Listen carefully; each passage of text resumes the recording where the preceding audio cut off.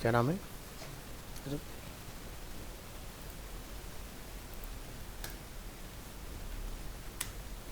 आज 18 होगी। सो आज हम लोग डिस्कस करेंगे फेव आइकन। फेव आइकन क्या है और किस तरह से वर्क करता है। तो लास्ट क्लास हम लोगों ने डिस्कस किया था, जो भी आप वेबसाइट विजिट करते हैं, साइट के नेम के साथ आपको एक लोगो दिखाई देता है। जैसे कि गूगल मीट का आप लोगो देख रहे हैं यहाँ पर, या अगर हम लोग गूगल ड्राइव का देख रहे हैं, या गूगल शीट है, या जीमेल है, इस तरह से। सो a favicon icon is a small image displayed next to the page title in the browser tab. So how to add a fav icon in HTML? So you can use any image you like as your fav icon. You can also create your own fav icon on sites like favicon.cc. ठीक है, तो जैसे कि आप अगर यहाँ पर कोई अपना फेव आइकन क्रिएट करना चाह रहे हैं, तो आप यहाँ पर जाके अपना ड्रॉ भी कर सकते हो, आप इमेज भी इंपोर्ट कर सकते हो, और उसके बाद उसको आप डाउनलोड कर सकते हो। ठीक है, तो एग्जांपल के तौर पर अगर मैं यहाँ पर कुछ बना देता हूँ इस तरह से रैंडम एक शेप, ठीक है, तो आप देख सकते हो फेव आइकन पर आ रहा है बना हुआ। ठीक है, इस तरह से। तो जब आपको लगे कि ये बन गया, तो आप यहाँ से डाउनलोड कर सकते हो। ठीक है, तो जैसे कि हम लोग यहाँ देख रहे हैं, favicon image is displayed to the left of the page title in the browser tab like this. जैसे कि जीमेल का हम लोग यहाँ एग्जांपल देख रहे हैं। सो टिप क्या है आपके लिए? A favicon is a small image, so it should be simple image with high contrast. ऐसा ना हो कि आपका इमेज जो बेस का ग्रे कलर होता है उसी में ही जेल हो जाए, तो कोई फ़ायदा नहीं होगा उसको बनाने का। यानी कि इन्वर्ट कलर होना चाहिए। ठीक है, so to add a fav icon to your website, either save your fav icon image to the root directory of your web server, or create a folder in the root directory called images and save your fav icon image in this folder. A common name for fav icon image is favicon.ico. ICO stand for icon. ठीक है, next add a link element to your index.html, और जो भी आपकी file है, after the title element like this. तो आपने क्या करना है, हेड सेक्शन में आफ्टर द टाइटल डिफाइन करना है इस तरह से। सो हमने क्या लिखा, लिंक टैग, रिलेवेंसी है आइकन, टाइप है image slash x icon, HREF में फोल्डर जो भी आपके डायरेक्टरी में बना हुआ है, और अपनी इमेज का नेम आपने यहाँ पर डिफाइन करना है। तो जब हम लोग अपना ये एग्जाम्पल रन करेंगे, तो आप यहाँ देखेंगे आपको गूगल का आइकन दिखाई दे रहा है इसमें। सो ऐसे आप कोई भी आइकन अपना बना के सेम साइज़ का लगा सकते हो उसके अंदर। सो चलिए अपने फोल्डर को विजिट करेंगे, और यहाँ पर इमेजेस के अंदर हम लोग देखेंगे कि गूगल का आइकन यहाँ पर रखा हुआ है। सो इसकी प्रॉपर्टीज़ पर आते हैं, डिटेल्स में आएंगे। इसका साइज़ कितना है, 128x128। ये 1:1 के रेशियो में ही काम करता है। अब रेशियो क्या है, इसका लोएस्ट जो रेशियो होता है वो होता है 16:16, और ये अप टू 1024/1024 तक जाता है। ठीक है, अब ऐसा क्यों? देखो, मार्केट में एक तरह का डिस्प्ले नहीं आता, अलग अलग तरह के डिस्प्ले हैं।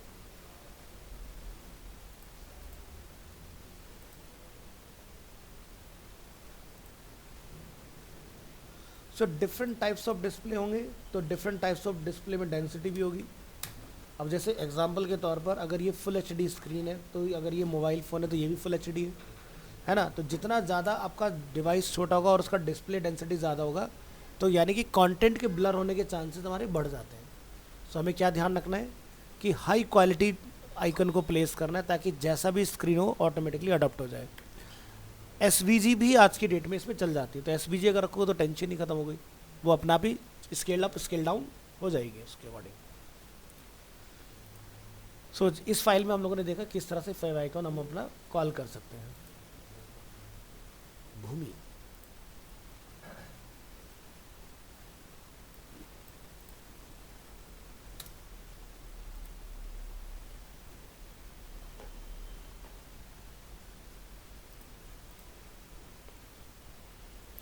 सो ब्राउज़र क्या क्या आज की डेट में सपोर्ट कर रहे हैं, जैसे favicon file format support, the following table shows the file format support for a favicon image.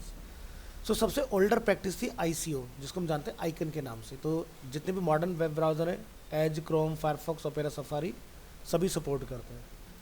उसके अलावा जो फाइल फॉर्मेट थे वो ये 2014 के बाद एक्टिवेट हुए, उससे पहले ये नहीं चलते थे। सो आज की डेट में PNG, GIF, JPG, और मैंने अभी आपको लास्ट टाइम बताया था सबसे बेस्ट SVG। SVG के साथ अगर आप जाओगे तो आपको पिक्सलेशन वाला प्रॉब्लम नहीं आएगा।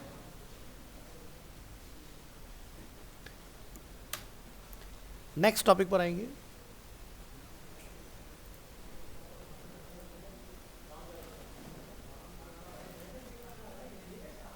नेक्स्ट टॉपिक हमारे पास पेज टाइटल, जो हमारा यहाँ पर आता है ऊपर।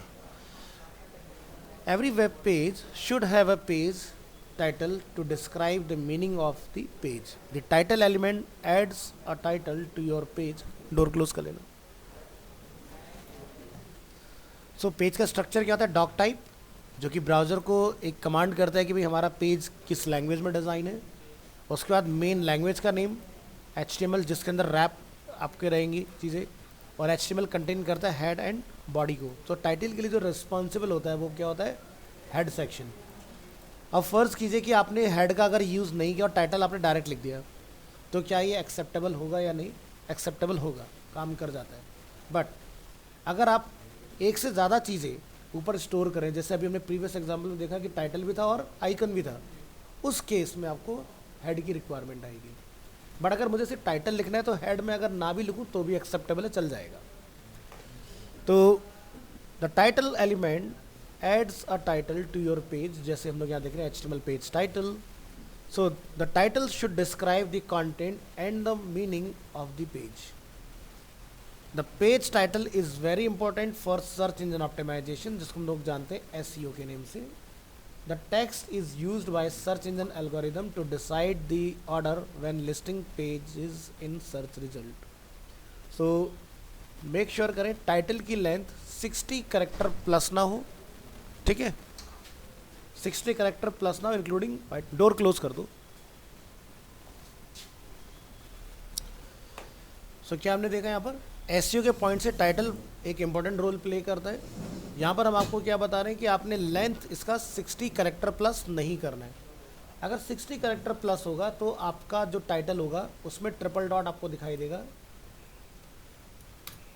लाइक फ्लिपकार्ट का टाइटल देखिए, जब इसमें हमारा पॉइंटर आता है माउस, तो आपको देखिए क्रॉस के बाद ट्रिपल डॉट दिखाई दे रहे होंगे, यानी कि टाइटल हमारा कंप्लीटली इसमें डिस्प्ले नहीं हो रहा है, ठीक है। बट फ्लिपकार्ट आज की डेट में काफ़ी अच्छी पॉपुलैरिटी रखता है मार्केट के अंदर, तो उसको फ़र्क नहीं पड़ता है। बट अगर आप कोई नया प्रोडक्ट लेके आ रहे हैं और आप उसके लिए वेबसाइट बना रहे हैं, तो आपको मेक श्योर करना है कि गूगल के एल्गोरिदम को ओवरराइड ना करें, अदरवाइज आप रैंक नहीं कर पाएंगे, ठीक है। So the text is used by search engine algorithm to decide the order when listing page in search result. The title element defines a title in the browser toolbar, provides a title for the page when it is added to favorite. यानी कि अगर आपका कोई page अगर add किया जाता है favourite के अंदर, जो बुकमार्क हम लोग बोलते हैं, तो उसमें भी टाइटल आपका स्टोर होता है। Displays a title for the page in search engine results. तो ये 3 मेजर रोल्स होते हैं टाइटल एलिमेंट के। So try to make the title as accurate and meaningful and as possible, ठीक है। तो ऐसा नहीं कुछ भी हमने नाम रख दिया संता वंता रोहन मोहन सोहन, ऐसे नहीं करना है। ये ऑफलाइन के लिए ठीक है, ऑनलाइन के लिए सही प्रैक्टिस नहीं है, ठीक है। नेक्स्ट टॉपिक है टेबल्स। एक टाइम था 2008 तक जितनी भी वेबसाइट्स हम लोग बनाते थे वो बनती थी टेबल्स में, ठीक है, क्योंकि टेबल बहुत ही इजीली स्ट्रक्चर बना दिया करता था हमारे पेज का, और उसके अंदर हम लोग अपना काम कर लिया करते थे। बट ग्रेजुअली स्टैंडर्ड चेंज हुए, और जो स्टैंडर्ड चेंज हुए तो टेबल रिप्लेस हो गया डिव के साथ, डिवीज़न टैग। आज की डेट में जितनी भी आप मॉडर्न वेबसाइट्स देखते हैं वो डिव से बनती है, ना कि टेबल से। तो टेबल का काम क्या है एक वेबसाइट के अंदर? तो इस तरह का अगर आप कोई डेटा किसी वेबसाइट में डिस्प्ले करना चाहते हैं तो उसके लिए हम लोग यूज़ करते हैं टेबल टैग, ठीक है। ई कॉमर्स में टेबल का बहुत ज़्यादा यूज़ आता है, ठीक है। तो एग्जांपल एक लाइव आपको दिखाते हैं, आपको थोड़ा सा समझने में आसानी होगी।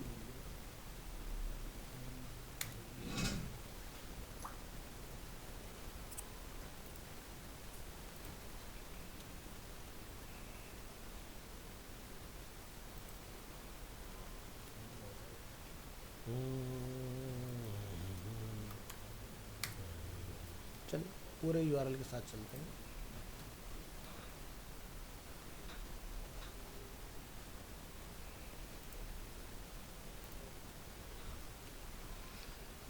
किसी भी वेबसाइट के अंदर दो चीज़ें होती है, वन इज़ फ्रंट एंड जिससे यूज़र इंटरेक्ट करता है, सेकंड इज़ बैक एंड। ठीक है, हम बैक एंड के अंदर आते हैं। बैक एंड के अंदर हम लोग लॉगिन कर लेंगे यहाँ पर।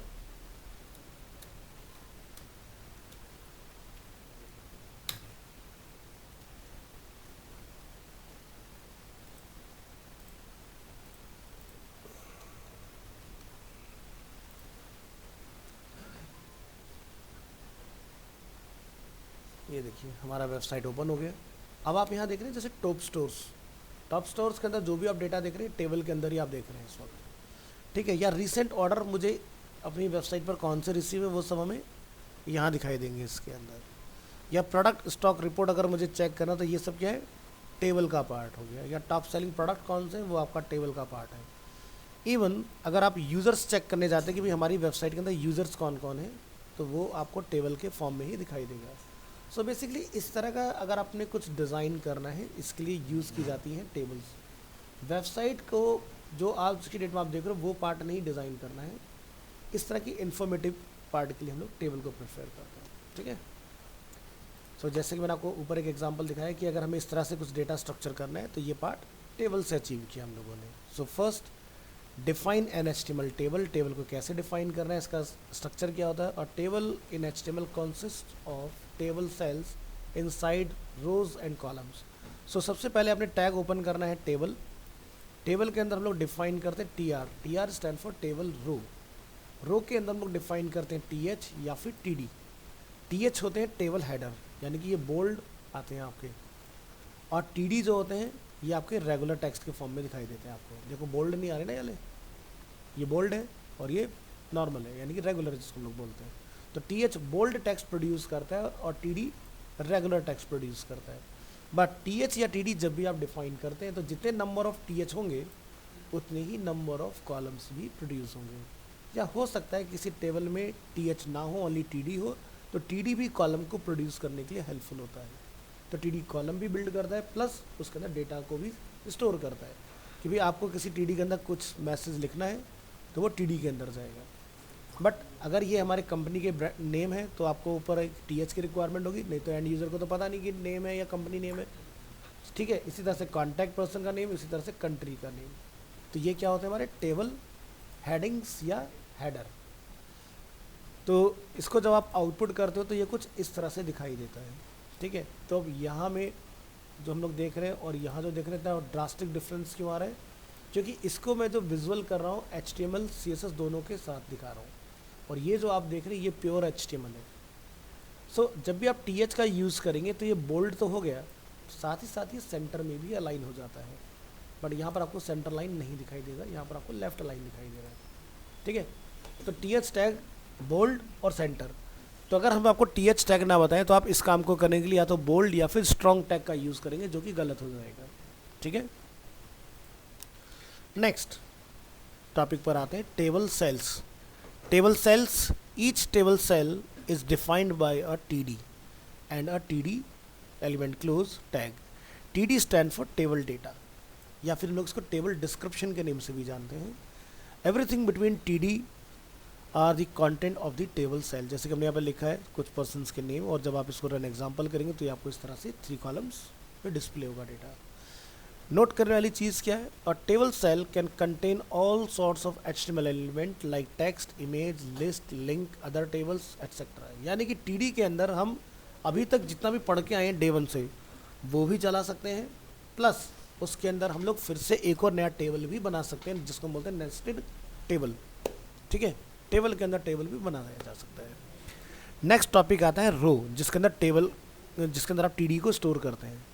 तो टेबल रोज यानी कि TR की फुल फॉर्म हो गया table rows. Each table rows start with a TR and end with a TR tag. So TR stand for table row. So यहाँ पर आप देखेंगे कि हमने TR के अंदर कुछ नेम और उनकी एज को स्टोर किया हुआ है।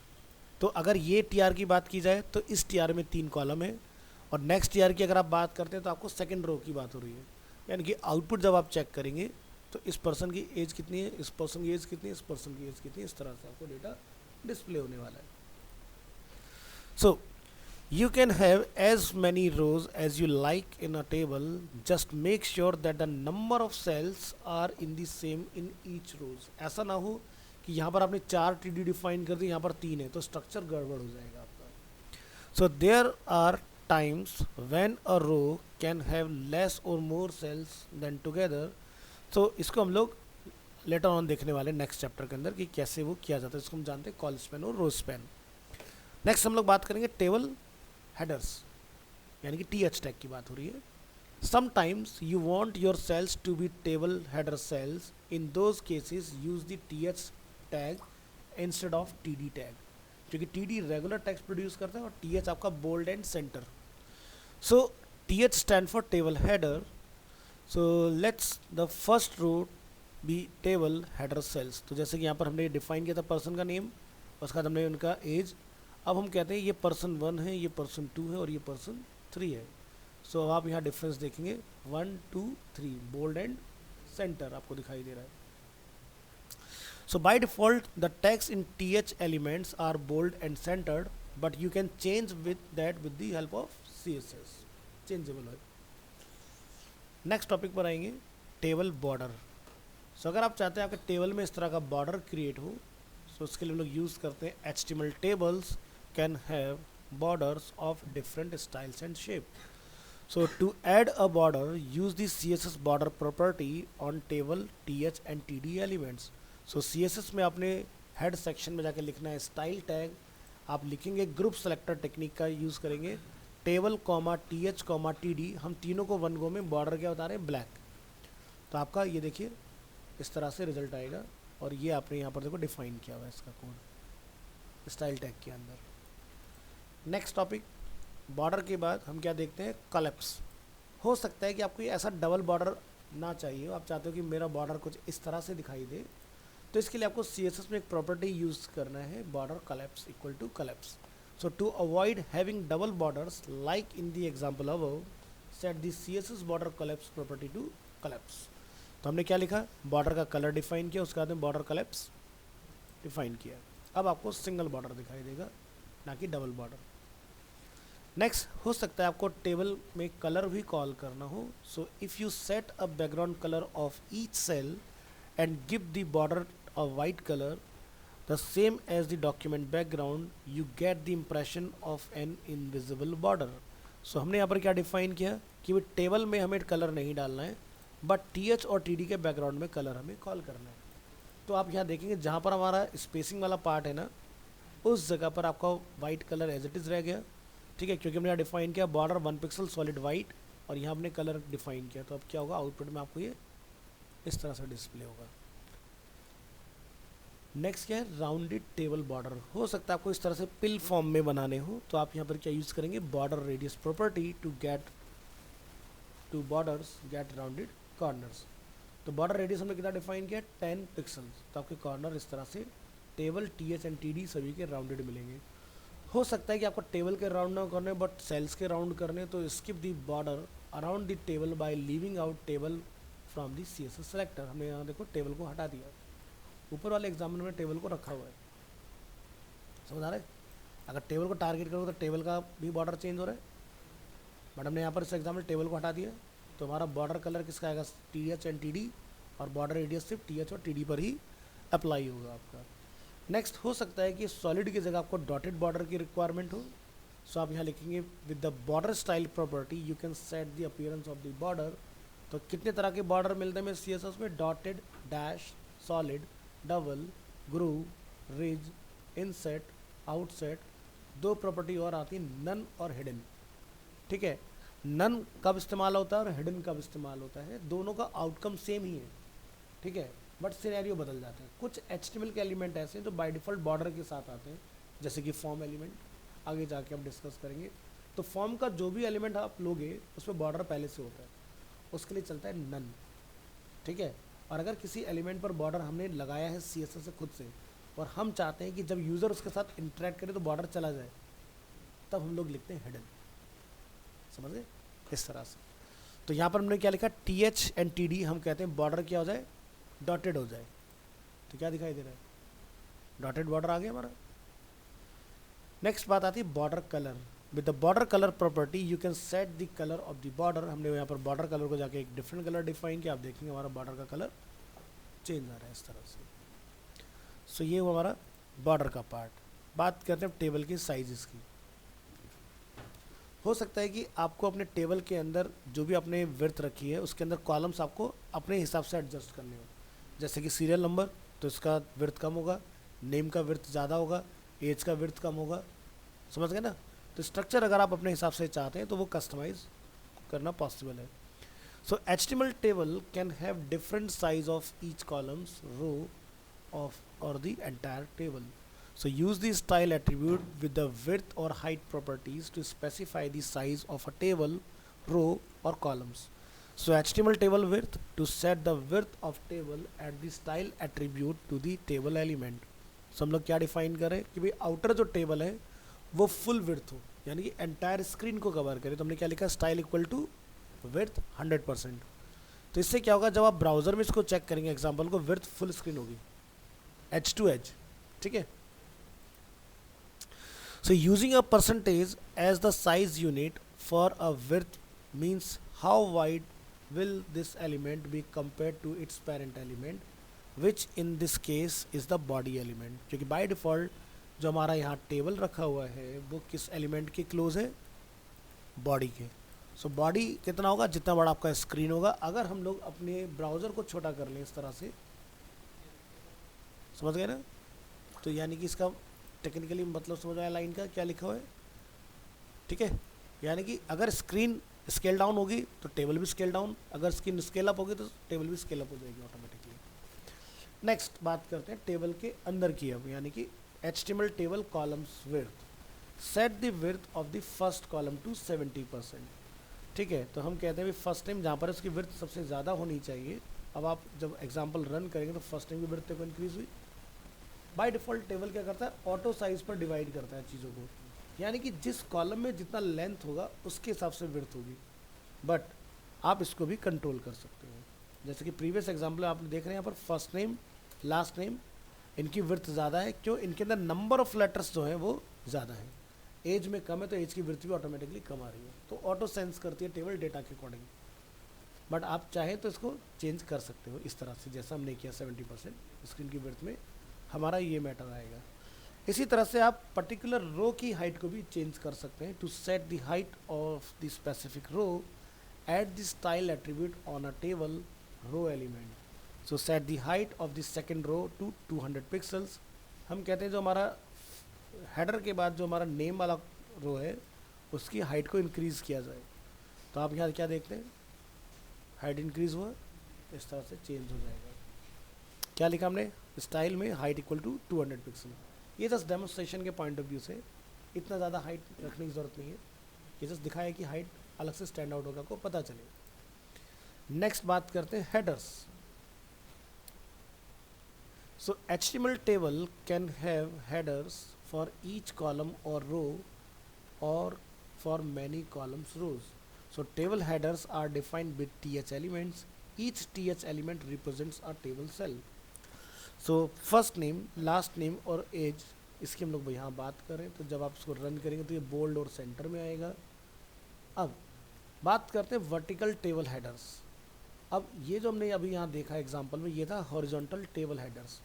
तो हो सकता है मे बी कि यहाँ पर एक कॉलम और हो जिसमें लिखा हो सीरियल नंबर। तो सीरियल नंबर जैसे 1 2 3 4 होगा तो वर्टिकल हो गया ना, फिर उस तरह से। सो हमने यहाँ पर क्या लिखा, सीरियल नंबर। तो यानी कि जिल स्मिथ 50 ये आपके रेगुलर आएंगे, लेकिन 1 आपको बोल्ड होकर दिखाई देगा क्योंकि 1 जो है वो TH में है। तो एग्जांपल को एक्सपीरियंस कीजिए ब्राउज़र में, सीरियल नंबर और उसके आगे content. So this is a vertical header and this is a horizontal header. तो यानी कि ईच रो में फर्स्ट जो हमारा सेल होगा वो TH से बनाना है, ना कि TD से, तब आपको वर्टिकल वाला एक्सपीरियंस मिलेगा। नेक्स्ट बात करते हैं align table header. So by default table का जो TH एलिमेंट होता है वो बोल्ड और सेंटर होता है, बट हो सकता है आपको अपनी डिज़ाइन की रिक्वायरमेंट के अकॉर्डिंग उसको चेंज करना हो, तो क्या करेंगे। So by default the table headers are bold and centred. To left align the table headers use the CSS text align property. So हम यहाँ पर क्या करेंगे, इसके लिए जाके डिफाइन करेंगे टेक्स्ट अलाइन। तो चलिए रन करिए अपने एग्जाम्पल को। अच्छा ये हमने डिफाइन नहीं किया क्या, एक सेकेंड, हाँ हमने डिफाइन नहीं किया, कोई बात नहीं। इस एग्जाम्पल को ओपन करिए, कोड को कॉपी करेंगे यूआरएल से, ओपन करेंगे नोटपैड,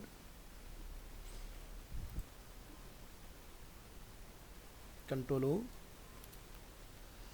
तो चलिए अभी आप देख सकते हैं कि नेम जो है वो बोल्ड और सेंटर में आ रहा है। हम चाहते हैं लेफ्ट अलाइन हो जाए, तो आप क्या लिखेंगे, style equal to text align, क्या डिफाइन करेंगे, लेफ्ट, सेंटर तो बाई डिफॉल्ट होता है, कंट्रोल एस, कहाँ चला गया, लेफ्ट में, है ना। तो इसी तरह से आप राइट भी कर सकते हैं, लेकिन सेंटर करने की जरूरत नहीं, सेंटर डिफॉल्ट ही रहता है, ठीक है।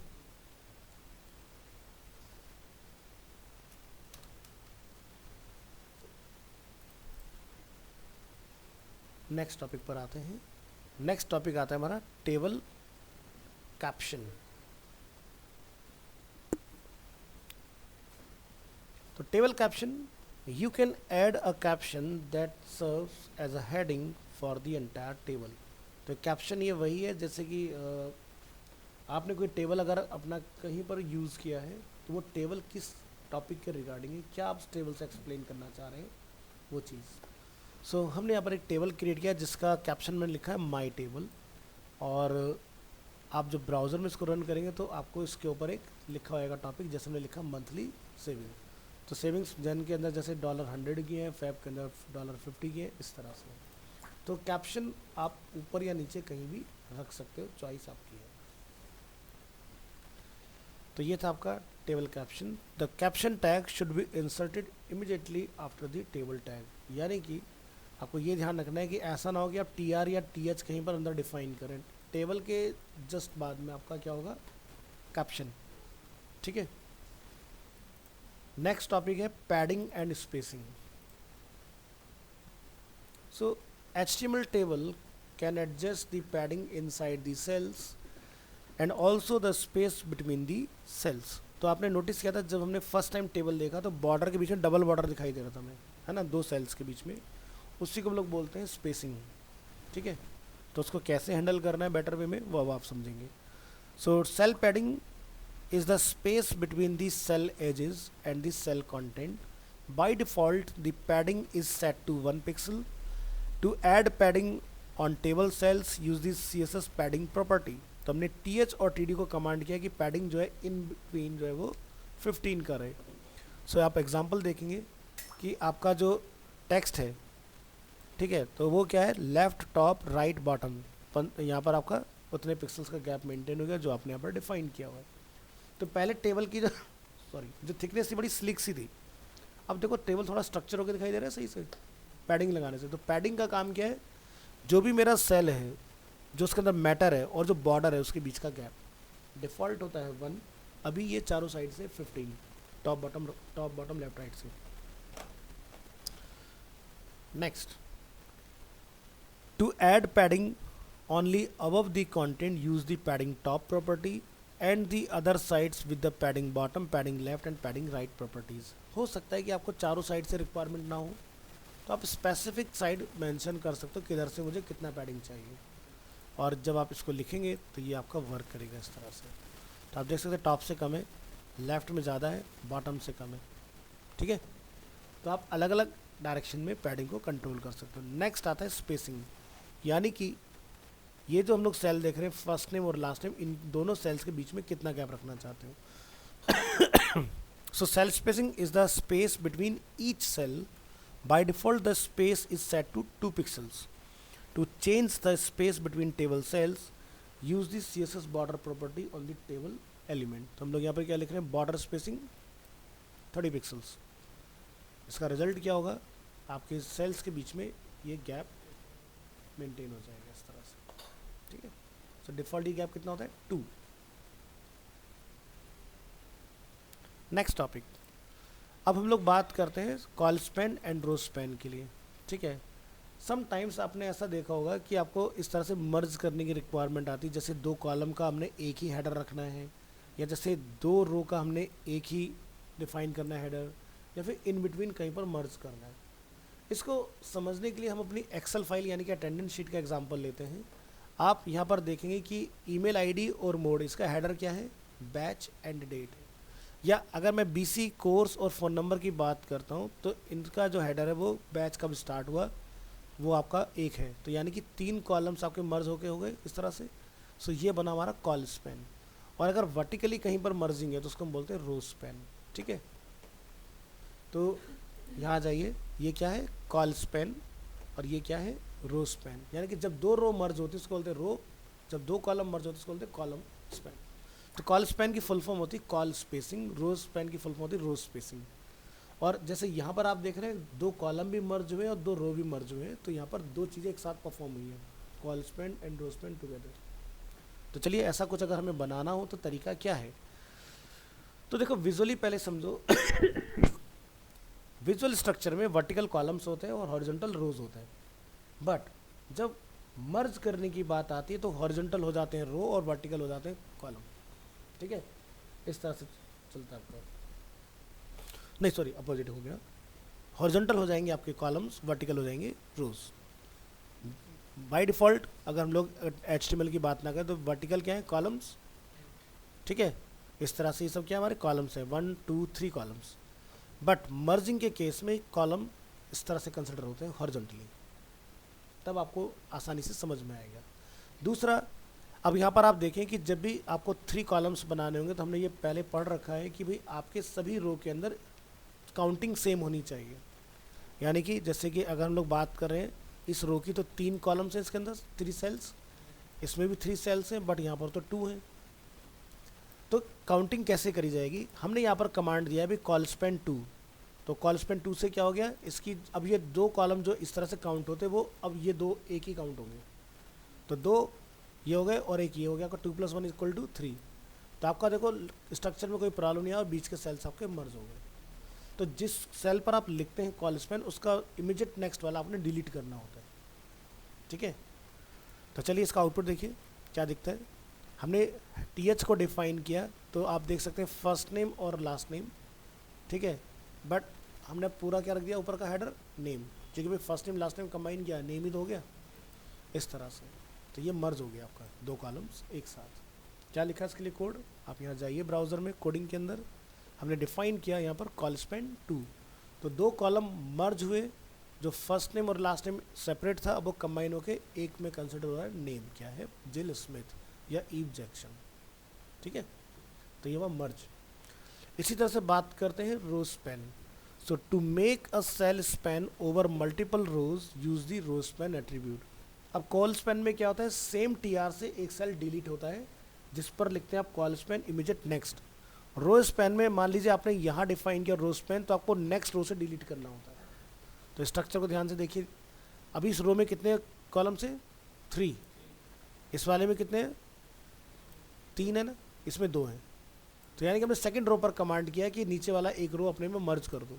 तो देखो अब यहाँ पर अगर हम लोग सबके फ़ोन नंबर डाल रहे हैं, हो सकता है एक पर्सन है जिसके मल्टीपल फ़ोन नंबर हो, तो अलग 2 बार फ़ोन थोड़ी ना लिखेंगे। हमने क्या बोला, फ़ोन और दोनों फ़ोन नंबर इस तरह से आपके आ गए।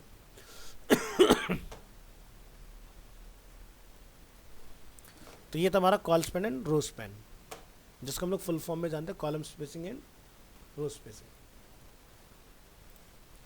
नेक्स्ट आता है टेबल स्टाइलिंग। अब हम लोग बात करते हैं कि भाई हमें टेबल को ऐसा डिज़ाइन करना है जो मैंने आपको फर्स्ट एग्जांपल में दिखाया था कि एक रो का कलर अलग, सेकंड रो का कलर अलग। इसको हम लोग बोलते हैं ज़ेब्रा स्ट्रिपिंग। ठीक है, ताकि स्ट्रक्चर बहुत अच्छे से दिखाई दे और समझ में आए। To use CSS to make your tables look better. So हम यहाँ पर क्या बोलते हैं कि जितने भी हमारे ऑड हैं उनका कलर चेंज हो जाए, जैसे 1, फिर नेक्स्ट ऑड क्या आएगा 3, नेक्स्ट ऑड क्या होगा 5। तो जैसे जैसे आपका रो बनता जाए, इवन को छोड़ के ऑड वाले का कलर बदलता रहे। तो हमने क्या लिखा, TR nth child odd number. तो ऑड क्या है, कीवर्ड है, तो ये ऑड का ही कलर चेंज करेगा, इवन का कलर चेंज नहीं करेगा। ठीक है, सो यहाँ पर हमने अगर कोड में जाए तो क्या डिफाइन किया हुआ है, इवन।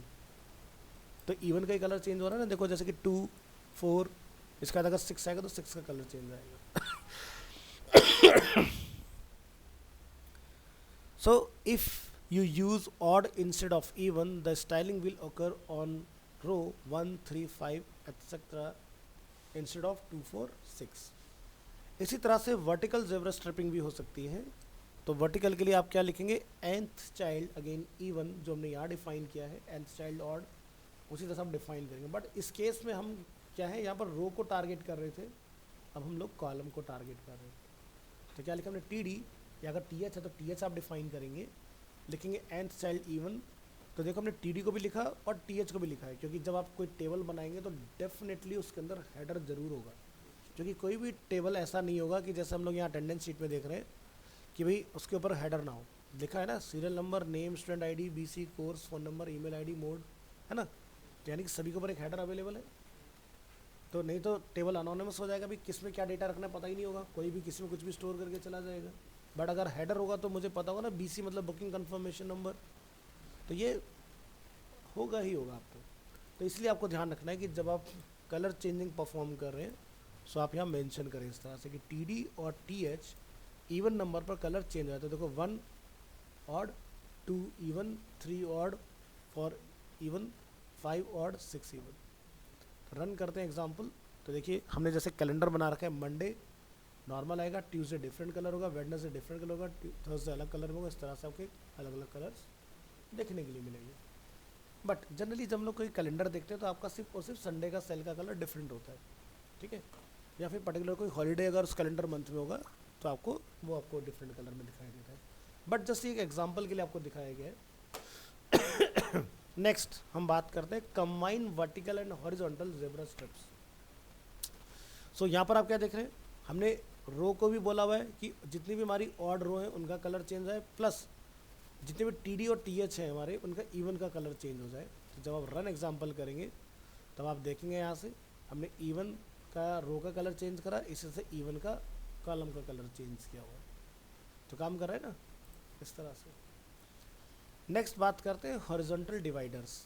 मैं ये चाहता हूँ कि टेबल पूरा इस तरह से दिखाई ना दे, जैसे आप देख रहे हो हॉरिजॉन्टल और वर्टिकल लाइंस दोनों आ रहे हैं। बट जब मैंने ई कॉमर्स का आपको एग्जाम्पल दिखाया तो आपने नोटिस किया सिर्फ लाइन्स हैं, कॉलम के लाइन्स आपको नहीं दिखाई दे रहे। तो ऐसा कैसे अचीव किया हम लोगों ने, देख रहे हो आप डिफरेंस, बिल्कुल वही है जो आप यहाँ देख रहे हैं। तो ये कैसे पॉसिबल होता है, इसको हम बोलते हैं हॉरिजॉन्टल डिवाइडर्स। इसके लिए आप क्या लिखेंगे, टी आर, बॉर्डर सिर्फ बॉटम से लगाएंगे, बॉर्डर चारों साइड से नहीं लगा रहे हैं। तो बॉटम से हमने बॉर्डर दिया, तो यानी कि कंपनी का बॉटम बॉर्डर ये हुआ, एल्फ्रेड का बॉर्डर बॉटम ये हुआ। इस तरह से आपका सिर्फ नीचे नीचे कलर आएगा, बाकी में नहीं मिलेगा। यानी कि आउटपुट जब आप चेक करेंगे तो बॉर्डर बॉटम्स की वजह से नीचे दिखाई देगा हमें। इसी तरह से हॉरिजॉन्टल डिवाइडर आप यहाँ पर देख पाएंगे कि टी आर में हमें इस तरह से कलर चेंज करना है तो आपको टी आर का मिल जाएगा इस तरह से। हमने लिखा बॉर्डर बॉटम। होवरेबल अगर आप चाहते हैं कि भाई जिस पे माउस जाए उसका कलर चेंज हो, जैसे इसमें नहीं है ये वाला पार्ट, बट मैंने अपने डेटा में ऐसा किया हुआ है कि माउस ओवर पर कलर चेंज हो। तो टी आर पे हमने क्या लिखा, होवर, बैकग्राउंड कलर डिफरेंट। जब आप ब्राउज़र में देखेंगे तो देखिए जिस पे माउस जाएगा कलर आपको डिफरेंट मिलेगा। नेक्स्ट है table call group. Call group बड़े कमाल की चीज़ है। मान लीजिए जैसे कि अभी मैंने आपको बोला था ना कि मुझे सिर्फ और सिर्फ संडे वाले कॉलम का कलर चेंज करना है, उस केस में बड़ा हेल्पफुल है वाली technique. The col group element is used to style specific columns of a table. If you want to style the two first column of a table, use the call group. So the call group element should be used as a container for the column specification. Each group is specified with a call element. The span attribute specifies how many columns that get the style. The style attribute specifies the style to give the columns. There is a very limited section of legal CSS properties for call group. So क्या करेंगे हम लोग, सबसे पहले आपने table के immediate बाद में डिफाइन करना है कॉल ग्रुप। कितने कॉलम को हम टारगेट कर रहे हैं, हमने बोला 2 कॉलम, स्पैनिंग 2 कॉलम की होगी और कलर किया जाएगा ये। तो हमने यहाँ पर डिफाइन किया मंडे ट्यूसडे रो के अंदर, फिर डेट हमने डिफाइन की हुई है। अब जब आप रन करेंगे एग्जाम्पल तो आपको देखो 2 कल चेंज दिखाई दे रहा है। अगर आप स्पैन लिखते 1 तो सिर्फ मंडे का चेंज होता है, हमने लिखा 2 तो मंडे और ट्यूसडे दोनों का कलर चेंज हो रहा है। तो the col group tag must be child of a table element and should be placed before any other table elements like t head, tr, td, etc. But after the caption element if present. Caption के ऊपर नहीं रख सकते क्योंकि caption का condition table के तुरंत बाद में। लेकिन अगर आपका कैप्शन नहीं है तो आपका कॉल ग्रुप टेबल के इमीडिएट बाद में होगा, अगर कैप्शन है तो फिर ये कैप्शन के इमीडिएट बाद में आएगा। ठीक है। So legal CSS properties, there is only a very limited selections of CSS property that are allowed to be use in the col group. आप विड्थ चेंज कर सकते हैं, विजिबिलिटी चेंज कर सकते हैं, बैकग्राउंड कलर चेंज कर सकते हैं और बॉर्डर की थिकनेस या कलर वगैरह चेंज कर सकते हैं। So all other CSS properties will have no effects on your tables. So अब की बार हम लोग कुछ डिफरेंट कर रहे हैं क्योंकि हमने बोला कॉलम्स में स्पैन 2 और 3 दोनों में चेंज होगा लेकिन डिफरेंट कलर। ट्राई करेंगे इस एग्जांपल के साथ। ठीक है, तो हमने क्या लिखा था जरा ध्यान से देखिए। इधर हमने इधर बोला था स्पैन 2, तो पहला और दूसरा कॉलम, फिर हमने क्या बोला 3, तो आप देखेंगे 2 के बाद में 3 जो कॉलम्स थे उनका कलर आपका पिंक हो गया, पहले 2 कॉलम का कलर आपका डिफरेंट हो गया। बट हो सकता है कि भाई आपको किसी सेलेक्टेड का चेंज करना हो तो कैसे होगा, तो उसका नेक्स्ट एग्जांपल देखिए। Empty call group.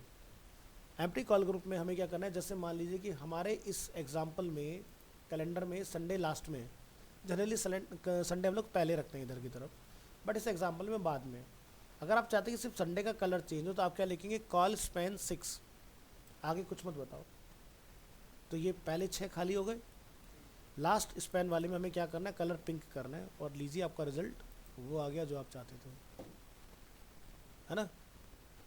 इस तरह से आपने लास्ट वाले को टारगेट करना है। तो क्लियर हुआ टेबल वाला पार्ट। तो ये आपका टेबल, और इसके थ्रू रियल टाइम जब आप कभी यूज़ करेंगे इन फ्यूचर किसी कंपनी के अंदर जॉब करेंगे तो इस तरह से अपने स्ट्रक्चर बनाने होते हैं। तो ट्राई करके देखिएगा। अब जैसे एग्जांपल के लिए मुझे प्रोडक्ट्स देखने हो, ठीक है, तो आप देखिए प्रोडक्ट भी इसी तरह से स्टोर किए जाते हैं। देखो सब स्टोर है ना टेबल के अंदर। अगर यकीन ना हो, देखो मैं राइट क्लिक करके इंस्पेक्ट एलिमेंट कर देता हूँ, आपको ये डेटा टेबल TR-TD में ही दिखाई देगा। देखो दिखाई दे रहा है ये चीज़। सो ध्यान रखेंगे, टेबल से आज की डेट में वेबसाइट्स डिज़ाइन नहीं होती हैं, सिर्फ और सिर्फ डेटा स्ट्रक्चरिंग का काम हम लोग टेबल में कंप्लीट करते हैं। तो टेबल की प्रैक्टिस को डिसकंटिन्यू कर दिया गया 2014 के बाद ऑफिशियली, कि अब से वेबसाइट टेबल में नहीं बनाना है। वेबसाइट का स्ट्रक्चर बनेगा डिव में, और टेबल के अंदर डेटा रिप्रेजेंट कराना है।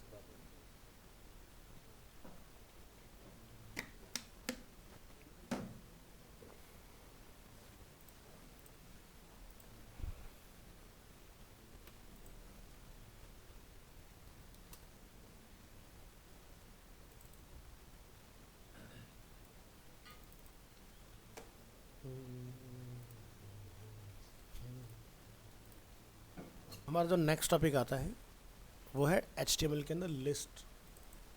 लिस्ट क्या होते हैं ज़रा समझिए इस टॉपिक को। So HTML list allow web developer to group a set of related items in list. तो जैसे आप लोगों ने अपने स्कूल बुक्स में देखा होगा, उसके अंदर क्या था, अगर किसी हम लोग टॉपिक के ऊपर बात करें तो उसके सब टॉपिक्स इस तरह से लिस्ट मोड में आपके अवेलेबल होते हैं। सो एग्जाम्पल ये है अनऑर्डर लिस्ट का, और ये है आपका ऑर्डर लिस्ट। अनऑर्डर इसको इसलिए बोलते हैं क्योंकि इसमें कोई 1 2 3 4 ABCD first second third fourth नहीं होता है। ऑर्डर के अंदर आपको सीक्वेंस का पता चलता है, इसलिए इसको ऑर्डर लिस्ट के नाम से जानते हैं। So unorder HTML list, unordered list start with the UL tag, each list item start with the li tag. The list items will be marked with bullets, small black circles by default. तो जैसे कि हम लोग यहाँ define कर रहे हैं example में UL tag for unordered list, li for list item, जिसमें हमने कॉफ़ी, टी और मिल्क 3 चीज़ों को स्टोर किया है। ब्राउज़र में आप आउटपुट चेक करेंगे तो ये आपको बुलेट मोड में डिस्प्ले हो जाएगा इस तरह से। नेक्स्ट आता है ordered HTML list. N ordered list start with the OL tag, each list item start with the li tag. The list item will be marked with numbers by default. तो यहाँ पर अब आप क्या देखते हैं 1 2 3 इस तरह से मिलेगा आपको। बात करते हैं description list. HTML also support description list. A description list is a list of terms with a description of each term. The DL tag defines the description list. The dt tag define the term name and the dd tag describe each term. So example के तौर पर dl मतलब definition list, dt मतलब definition term. हमने लिखा है यहाँ पर कॉफ़ी. कॉफ़ी क्या है हमने इसको डिस्क्राइब किया ब्लैक हॉट ड्रिंक. मिल्क हमने डिफाइन किया वाइट कोल्ड ड्रिंक एग्जाम्पल के तौर पर. तो ये देखिए इस तरह सबको दिखाई देगा. सो डिस्क्रिप्शन यानी कि आप लोगों ने देखा होगा जब आप स्कूल कॉलेजेस में हैं तो क्या होता है कि आप जो भी टॉपिक लिखते हो उस टॉपिक के नेक्स्ट लाइन में उसके आगे से कंटिन्यू करते हो. ये वही चीज़ है डिस्क्रिप्शन. यानी कि जब आप कोई डेफिनेशन लिखते हैं तो वो आपको टॉपिक के नेक्स्ट लाइन से कंटिन्यू करना होता है. तो वो रिजल्ट अगर आप HTML में अचीव करना चाह रहे हैं तो आप यूज़ करेंगे DL डेफिनेशन लिस्ट का. हाँ पॉसिबल है, कर सकते हैं पॉसिबल है. तो देखिए बाकी की चीज़ें कैसे काम करती हैं इसमें. वही दिखा रहा हूँ जो तुम पूछ रहे हो. अनऑर्डर की बात करते हैं. The HTML UL tag defines an unordered bulleted list by default. So an unordered list start with the UL tag. Each list item start with the li tag.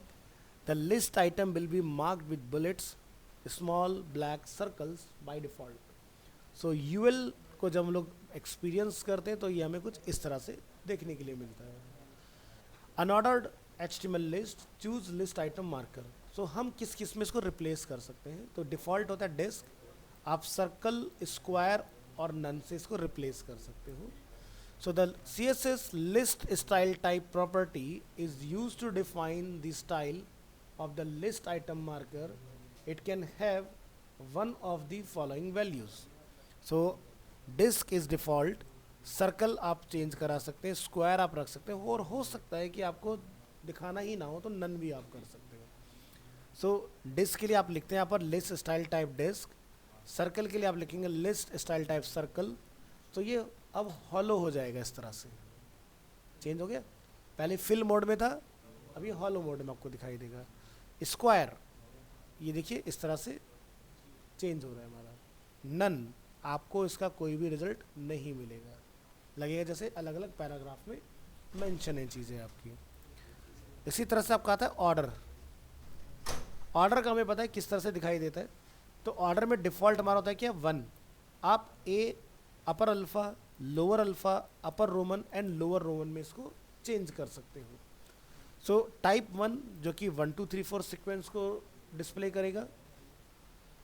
ABCD में अगर आप चाहते हैं तो अपर अल्फ़ा आपका ABC इस तरह से आएगा. हो सकता है आपको स्मॉल ABCD की रिक्वायरमेंट तो आप स्मॉल में A लिखिए तो आपको स्मॉल ABC मिलेगा. हो सकता है रोमन की रिक्वायरमेंट हो तो फर्स्ट सेकंड थर्ड, और मे बी स्मॉल रोमन तो आप इस तरह से भी लिख सकते हो उसको. हाँ तो यानी कि टाइप इक्वल टू आपको डिफाइन करना है. अब हम बात करते हैं किसी टॉपिक के अंदर सब टॉपिक. जैसे क्या होता है कि अगर आपने ABCD में कोई टॉपिक लिख रहे हो सकता है किसी टॉपिक के सब टॉपिक्स हो तो वो दोबारा से आप सेम ABC नहीं कर सकते हो. तो आपको स्मॉल में उसको लिखना होगा ताकि पता चले ये इसका चाइल्ड है. सो जैसे कि हम यहाँ देख रहे हैं कॉफ़ी, फिर हम बात करें टी. तो टी के जैसे हमने दो टाइप डिफाइन किए black T and green tea. तो क्या ध्यान रखना है स्ट्रक्चर में LI के अंदर OL रीइंट्रोड्यूस करना है.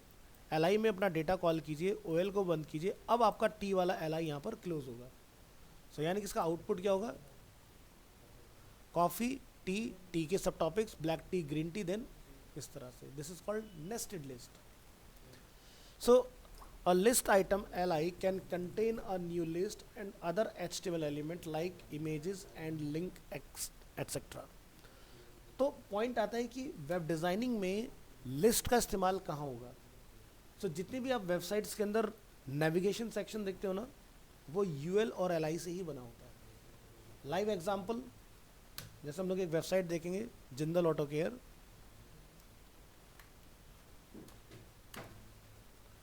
रन करेंगे इसको.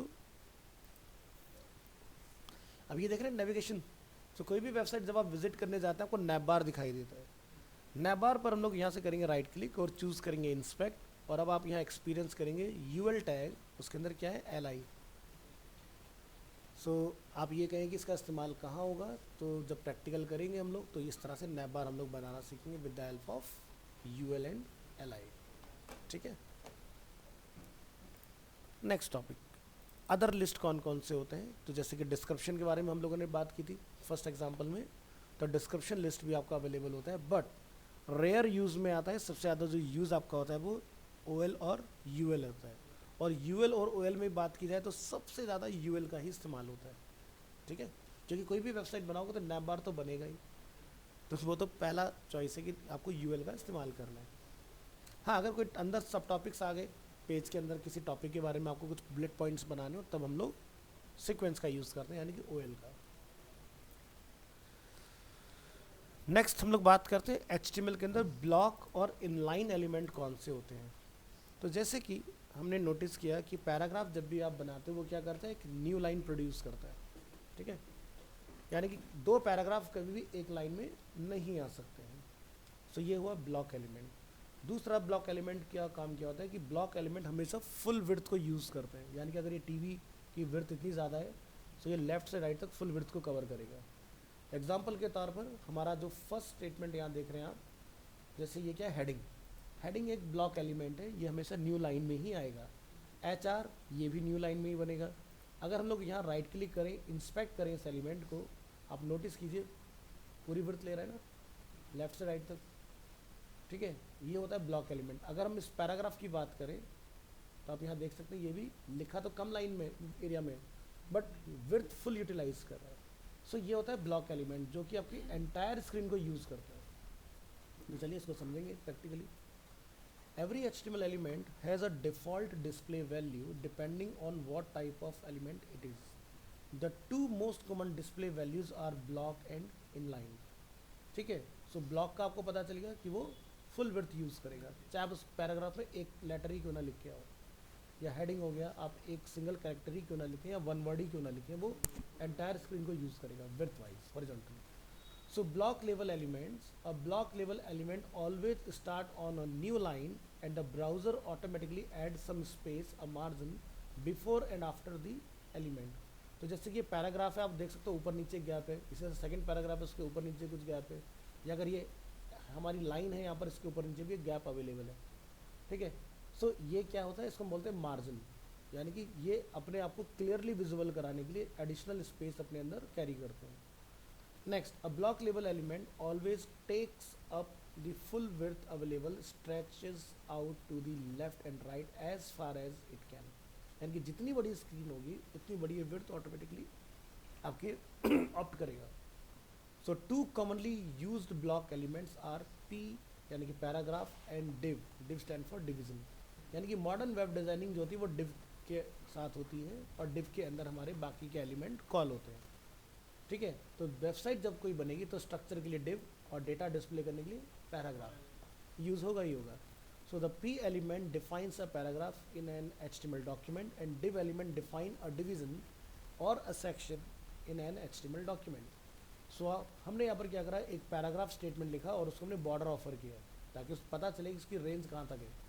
पहले इंस्पेक्ट करना पड़ रहा था ना, अब मैंने बॉर्डर डाल दिया तो आपको पता चला इसकी रेंज जो है वो लेफ्ट से यहाँ तक है। इसी तरह से div एलिमेंट, उसकी भी range from left to right इतने एरिया को ये कवर करके चल रहा है, जबकि हमने लिखा क्या था सिर्फ इतना पार्ट। ठीक है, सो ऐसे एक नंबर ऑफ कितने ब्लॉक टैग्स हैं जिनके बारे में हमें पता होना चाहिए। ठीक है, ब्लॉक टैग कहें या ब्लॉक एलिमेंट। तो एड्रेस जो हमारा एलिमेंट होता है ये भी ब्लॉक है। Article block element, aside block element, block code, canvas, DD, div, DL, DT जो भी हमने पढ़ा, definition letter and definition term, field set ये आप फॉर्म के अंदर पढ़ेंगे, फिगर कैप्शन जब फिगर की बात आएगी, एंड फिगर टैग जिसके अंदर हमारा इमेज टैग कॉल होता है, फुटर जो वेबसाइट का बेस होता है, फॉर्म जिसके अंदर आप साइन इन साइन अप कराते हैं, हेडिंग H1 से H6 ये भी ब्लॉक होते हैं, हेडर्स जिसके अंदर हम लोग नैप बार बनाते हैं, HR जो हमारी लाइन होती है हॉरिजॉन्टल, LI लिस्ट आइटम आप पढ़ चुके हैं, मेन टैग जिसमें हमारा पूरा बॉडी एरिया कंटेन होता है, नैव जो हेडर के अंदर या हेडर के बाहर कॉल होता है, स्क्रिप्ट जो जावास्क्रिप्ट पे हम लोग यूज़ करते हैं, OL ऑर्डर लिस्ट आप अभी पढ़ चुके हो, पैराग्राफ आप पढ़ चुके हैं, प्री आप पढ़ चुके हैं, सेक्शन अभी रिमेनिंग है, टेबल आप पढ़ चुके हैं, टी फुटर ये टेबल का पार्ट होता है, यूएल आप पढ़ चुके हैं, और वीडियो भी रिमेनिंग है आपका। सो ये नंबर ऑफ जो एलिमेंट्स हैं, जब आप कभी इंटरव्यू में जाए आपसे पूछे है कि एचटीएमएल में ब्लॉक एलिमेंट बताइए कौन कौन से होते हैं, तो सारे तो नहीं, कम से कम 10-15 तो पता हो मोटे मोटे कि ये टैग्स हमारे ब्लॉक में आते हैं। ठीक है, बात करते हैं इनलाइन एलिमेंट्स की। An inline element does not start on a new line. Example के तौर पर अगर आप दो लिंक ए टैग में अगर बनाते हैं, like visit Google and visit Yahoo, वो एक ही लाइन में आएंगे, अलग अलग लाइन में नहीं होंगे, तो इसको हम बोलते हैं इनलाइन। यानी कि जैसे अगर आप दो इमेजेस लेकर आएँ जिनकी विड्थ कम है 200 पिक्सल बाई 200 पिक्सल, तो मैं दो इमेजेस अगर 200 की अगर कॉल करूँगा तो वो एक दूसरे के पैरेलल होंगे, यानी कि साइड बाय साइड आ जाएंगी। ठीक है, तो इनलाइन एलिमेंट एक साथ एक लाइन में मल्टीपल कॉल हो सकते हैं। ठीक है, सेम भी हो सकते हैं या फिर डिफरेंट भी हो सकते हैं। तो पहला part, an inline element does not start on a new line, an inline element only takes up as much width as necessary. यानी कि जितना मैटर लिखा, जैसे विजिट गूगल, तो उसकी जितनी भी लेंथ होगी उतना ही विड्थ वो ऑक्यूपाई करेगा, बाकी वो छोड़ देगा। बट ब्लॉक में ऐसा नहीं होता है, ठीक, वो पूरा ही लेगा। ठीक है, this is a span element inside a paragraph. अगर मैं यहाँ पर आपको इसको इंस्पेक्ट करके दिखाऊं तो मैंने एक स्पैन टैग का यूज़ किया, देख रहे हैं आप। मैंने उसको एक बॉर्डर ऑफर किया 1 pixel solid black colour, padding डाला हमने 10 पिक्सल टॉप बॉटम से, लेफ्ट राइट से 0, और हमने यहाँ पर स्पैन टैग के अंदर लिख दिया एलिमेंट इनसाइड। तो आपने देखा जितना मैंने इसमें लिखा उतना ही उसने एरिया लिया, बाकी एज इट इज़ आपका एक ही लाइन में कंटिन्यूटी में चल रहा है। अगर मैं यहीं पर ब्लॉक टैग का यूज़ करता तो ये यहाँ से ब्रेक होकर न्यू लाइन में आ जाता है। तो हमने यहाँ पर देखना है इनलाइन एलिमेंट कौन कौन से होते हैं। A abbreviation, acronym, bold, bidirectional, big, B R, button, cite, code, definition, E M I, image, input, K B D, इसको कीबोर्ड शॉर्टकट बोलते हैं। तो टेक्स्ट प्रॉपर्टी हम पढ़ा चुके हैं, ये उसके अंदर कवर हो चुकी हैं आपकी चीज़ें। ठीक है, टेक्स्ट प्रॉपर्टी का टॉपिक देखिएगा, उसके अंदर सब कवर हो रखा है आपका। ये सब आपका लिंक वाला पार्ट भी हो गया, एब्रिविएशन भी हो रखा है, एक्रोनियम भी कराया हुआ है आपको, bold, video, big, B R, button आपका शायद अभी नहीं हुआ है, साइट ये भी हो चुका है, कोड भी हो चुका है आपका, डेफिनेशन नहीं हुआ है, ई एम करा दिया आपको, आई टैग हो चुका है, इमेज टैग हो चुका है, इनपुट अभी नहीं हुआ है, के वी डी हो चुका है, लेवल अभी आपका नहीं हुआ है, मैप आपको करा दिया हमने इमेज के साथ, ऑब्जेक्ट अभी आपका नहीं हुआ है, आउटपुट आपका नहीं हुआ है, क्यू टैग कर चुके हैं, सैम्पल टैग कर चुके हैं, स्क्रिप्ट टैग नहीं हुआ है अभी, सेलेक्ट टैग नहीं हुआ है, स्मॉल हो चुका है, स्पैन भी हो चुका है, स्ट्रॉन्ग भी हो चुका है, सब एंड सुपर स्क्रिप्ट ये भी हो चुका है। बाकी ये आपका रिमेनिंग है, टी आपको कराया गया है, और वेरिएबल टेक्स्ट आपका ये भी रिमेनिंग है। तो इतने टैग हम लोग इनमें से कर चुके हैं। तो टेक्स्ट को स्टाइल करने के लिए जो नंबर ऑफ एलिमेंट्स हैं वो हम लोग ऑलरेडी कर चुके हैं, और इन्हीं को हम लोग क्या बोलते हैं, इनलाइन एलिमेंट्स। सो जैसे एग्जांपल के लिए ऐसा समझें div एलिमेंट के बारे में, जो कि एक ब्लॉक एलिमेंट है। The div element is often used as a container for other HTML elements. The div element has no required attributes but style, class and ID are common. अब ये क्या चीज़ है, देखो सीधी सी बात है, जब आप कोई स्ट्रक्चर बनाओगे तो आपको कुछ तो प्रॉपर्टी देनी पड़ेगी उसको। सो आईडी का जनरली हम लोग यूज़ करते हैं स्टाइलिंग प्लस जावास्क्रिप्ट के लिए। क्लास का हम लोग यूज़ करते हैं कि भाई हमें एक एलिमेंट को एक पर्टिकुलर पॉइंट से हैंडल करना है। अगर कल को क्लाइंट कहता है कि भाई मेरे को दोनों सेक्शन में चेंजेस करना है, तो आप एक जगह चेंज करेंगे, दो जगह पर ऑटोमेटिकली अप्लाई हो जाएगा। और स्टाइल होता है डेडिकेटेड उस पर्टिकुलर लाइन के ऊपर। बट अगर आपने कोई पेज बना दिया स्टाइल एलिमेंट के थ्रू और कल को चेंजेस आ जाते हैं, तो आपको अगर 10 जगह स्टाइल आपने यूज़ किया, 10 जगह आपको चेंज करना पड़ेगा। So style is not a good practice for production point of view. So when used together with CSS, the div element can be used to style block of content। तो जैसे कि अभी हम लोग inline CSS यहाँ use करें, background colour हमारा black होगा, टेक्स्ट का कलर वाइट होगा, पैडिंग 20 होगा। हमने यहाँ पर यूज़ करा H2 टैग, जिसमें हमने सिटी का नेम यहाँ पर लंदन डिफाइन किया हुआ है, और लंदन के बारे में चंद लाइनें हमने यहाँ पर डिफाइन किया और हमने इसको रन किया। तो ये पूरा स्ट्रक्चर डिव के अंदर है, आप कोड में जाके देखें किसके अंदर है, डिव। डिव के अंदर क्या है हमारा, हेडिंग एलिमेंट और पैराग्राफ एलिमेंट। इस तरह से इसी तरह से बात करते हैं span element. The span element is an inline container used to markup a part of a text or a part of a document. The span element has no required attributes but styles, class and ID are common again. So when used together with CSS, the span element can be used the style parts of the text. So जैसे कि हम लोग यहाँ बात करें the span element, my mother has, हमने यहाँ पर बीच में एक अपना लिखा blue eyes and my father has हमने डिफाइन किया डार्क ग्रीन आइज। तो इस स्टेटमेंट में क्या हुआ कि आपको दिखाई दे रहा है कि बिना कोई न्यू लाइन बने एक ही लाइन में आपके दो चेंजेस हमें डिस्प्ले हो रहे हैं, है ना। तो ये कैसे पॉसिबल हुआ, इन लाइन के थ्रू। हमने क्या लिखा, स्पैन टैग, और स्पैन टैग में स्टाइल एट्रीब्यूट से हमने इतना पार्ट चेंज किया, और इसी तरह से हमने अगेन स्पैन टैग को इंट्रोड्यूस किया, और यहाँ पर हमने इसकी प्रॉपर्टी को डिफाइन किया हुआ। सो ये होता है आपका in line element. div div elements is used as a container for other HTML element. Div element is by default a block element, meaning that it takes all available width and come with line break before and after. So example के तौर पर a div element takes up all available width, जो भी आपकी screen की होगी या जो भी आपकी ब्राउजर की होगी। So हमने यहाँ पर डिफाइन किया लाइक lorem ipsum, और हमने यहाँ पर डिफाइन किया in between div, I am a div, और $6 एमिट हमने यहाँ पर डिफाइन एज इट इज छोड़ दिया। तो ये एक वैसे क्या है, एक हमारा टेक्स्ट है, बट अगर स्पैन होता तो यहाँ पर कोई भी चेंजेस हमें नहीं मिलता देखने के लिए। बट डिव होने की वजह से क्या हुआ, ये अलग लाइन में होगा, ये अलग लाइन में आएगा, और ये अलग लाइन में होगा, क्योंकि ये डिव क्या होता है, ब्लॉक। तो ये ब्रेक कर देगा। देखो क्या हुआ, अलग हो गया ना। मैंने हाईलाइट करने के लिए अलग से उसको कलर ऑफर किया है कि डिव जहाँ पर भी हो उसका बैकग्राउंड कलर अलग दिखाओ। तो ब्लॉक एलिमेंट अपने आप ही न्यू लाइन बना लेते हैं, बट इनलाइन एलिमेंट जैसे हमने पहले देखा, फादर के आई बॉल का कलर और मदर के आई बॉल का कलर हमने ग्रीन और उसमें ब्लू में दिखाया, वहाँ पर सिंगल लाइन में स्टेटमेंट हमारा आया। बट ब्लॉक में ऐसा नहीं होगा, ये ध्यान रखिएगा। ब्लॉक जनरली स्ट्रक्चर के लिए यूज़ किया जाता है, ठीक है, और इनलाइन जो है होते हैं हमारे, वो स्टाइलिंग के लिए यूज़ होते हैं internally. So next, div as a container. तो आपने प्रीवियस फाइल में इसका एग्जाम्पल देख ही लिया कि अगर हम लोग कोई कंटेनर अगर डिफाइन करते हैं तो उस तरह से उसको स्टाइल कर सकते हैं। बात करें सेंटर लाइन और डिव एलिमेंट की, हो सकता है आपको डिव को पेज के सेंटर में लाना हो। बाय डिफॉल्ट तो फुल विड्थ लेता है, तो आप इसकी विड्थ ऑफर कर सकते हैं कस्टम खुद से। हमने लिखा डिव की विड्थ कितनी होनी चाहिए, 100 की जगह पर 50, ठीक है। और हमने यहाँ पर एक ऑफर किया इसको मार्जिन ऑटो। तो मार्जिन क्या काम करेगा, अगर डिव की विड्थ है 50% तो रिमेनिंग कितना था, 50। तो मार्जिन जो रिमेनिंग वैल्यू है उसको लेफ्ट और राइट में इक्वली डिवाइड करके डिव को सेंटर में पुश करेगा। ये देखिए डिव कहाँ आ गया हमारा, सेंटर में। तो डिव की जो भाई टोटल विड्थ है उसका 25% लेफ्ट में और 25% राइट में, ठीक है। तो इस स्टेटमेंट का मतलब क्या है, स्क्रीन कितना भी छोटा हो जाए स्पेस उतना ही रहेगा, 25% लेफ्ट और राइट में, ठीक है। और इन दोनों वैल्यू का अगर हम टोटल करें तो 50% यहाँ पर अवेलेबल है इस बीच में। नेक्स्ट बात करते हैं मल्टीपल डिव एलिमेंट्स। एक फाइल में हो सकता है मल्टीपल डिव हो, तो हम लोग जैसे लंदन, ओस्लो, रोम तीनों की बात एक साथ कर रहे हैं, तो यहाँ पर अवेलेबल है तीनों चीज़ें, और हमने इसको डिफाइन यहाँ पर किया हुआ है, अगर आप देखेंगे इनलाइन स्टाइल के अंदर।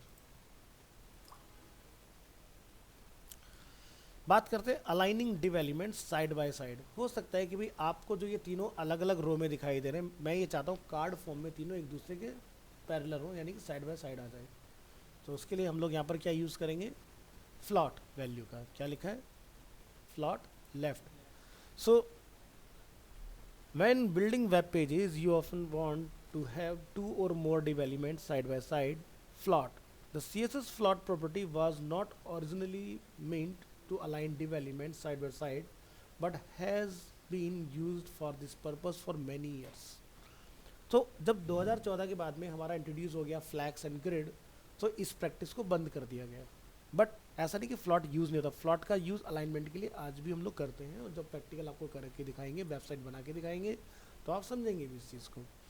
सो use CSS float property if is used for positioning and formatting content and allows elements float next to each other instead of on top of each other.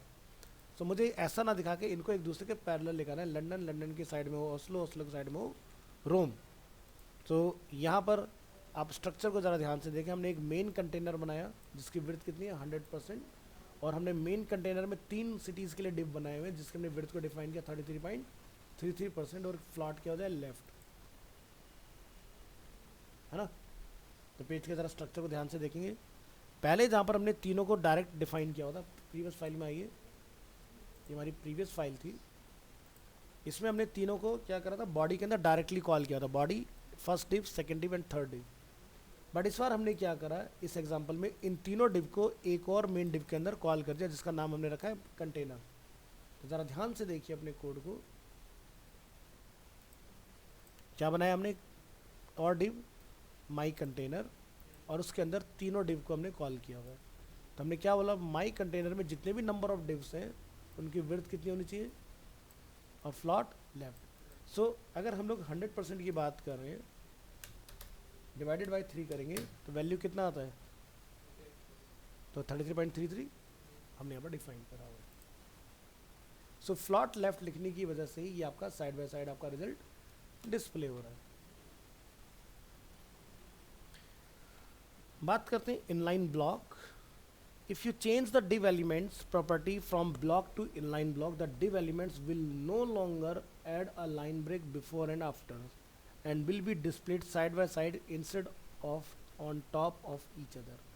तो बाय डिफ़ॉल्ट होता है display block, लेकिन हम यहाँ पर इसको जाके बोलते हैं इनलाइन ब्लॉक। इनलाइन ब्लॉक से क्या होगा, जिसके अंदर जितना मैटर होगा उसकी विड्थ उतनी होगी और एक दूसरे के साइड बाय साइड भी आ जाएंगे। ये देखिए, है ना। तो लंदन में मैटर इतना है, ओस्लो में इतना है, रोम के अंदर लास्ट लाइन में हमारा ज़्यादा मैटर है, तो हमारा उसका विड्थ भी आपको ज़्यादा देखने के लिए मिल रहा है इस तरह से। ठीक है, तो फ्लैक्स का टॉपिक हम लोग नेक्स्ट क्लास में डिस्कस करेंगे, क्योंकि फ्लॉट के बाद फ्लैक्स आता है, फ्लैक्स के बाद में ग्रिड आता है। ठीक है, तो ये टॉपिक नेक्स्ट क्लास पे कंटिन्यू होगा।